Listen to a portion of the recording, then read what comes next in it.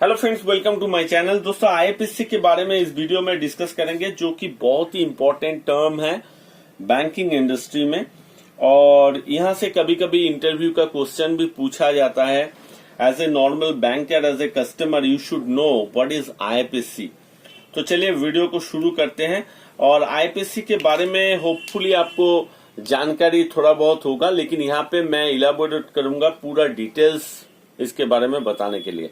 तो चलिए वीडियो को शुरू करते हैं। पहला जो चीज मैं बताऊंगा कि आईपीसी का फुल फॉर्म क्या है, that is the Indian financial system code. ये है आईपीसी का फुल फॉर्म, और ये 11 डिजिट अल्फा न्यूमेरिक नंबर है। मतलब यहाँ पे अल्फाबेट भी है। अल्फा का मतलब हो गया अल्फाबेट और नंबर, ये दोनों का कॉम्बिनेशन में होता है। मैं एग्जांपल में आता हूं।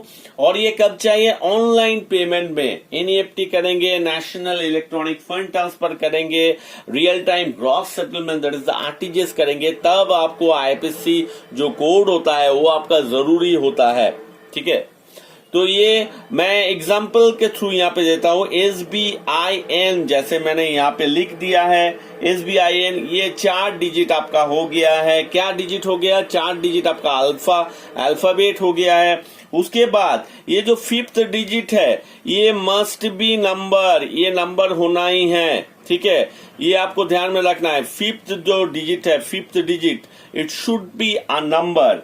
ठीक है, उसके बाद देखिए मैं यहाँ पे लिख सकता हूँ 005942। देखिए कितना 1 2 3 4 5 6 7 8 9 10 11, तो टोटल 11 डिजिट का नंबर है। और 5th 1 डिजिट आपका नंबर होना जरूरी है।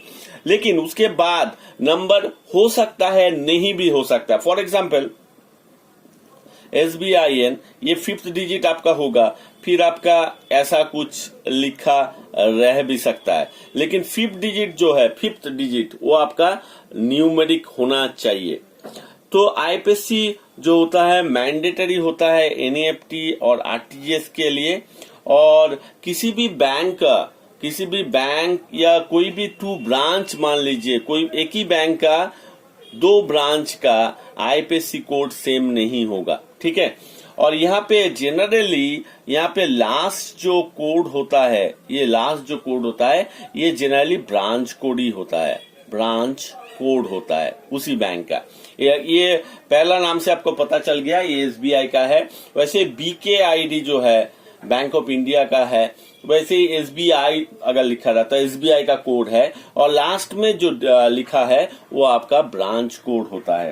तो ये आईपीएससी आप एनईएफटी और आरटीजीएस में जब करेंगे फंड ट्रांसफर, तब आपका जरूरत है। और कोई भी दो ब्रांच का सेम आईपीएससी कोड जो होता है नहीं होता है।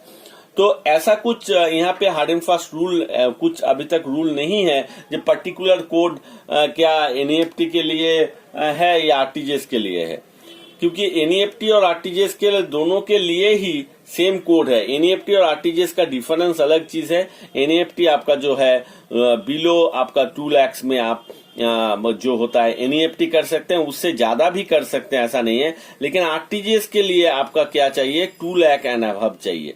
ठीक है, तो ऐसा कुछ कोड नहीं है कि ये कोड पर्टिकुलरली एनईएफटी के लिए होगा, ये कोड आरटीजीएस के लिए नहीं है।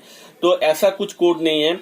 Basically, IPC code is suitable for online transactions. So friends, hope you understand what is IPC, what is the full form, 11 digit alphanumeric number combinations.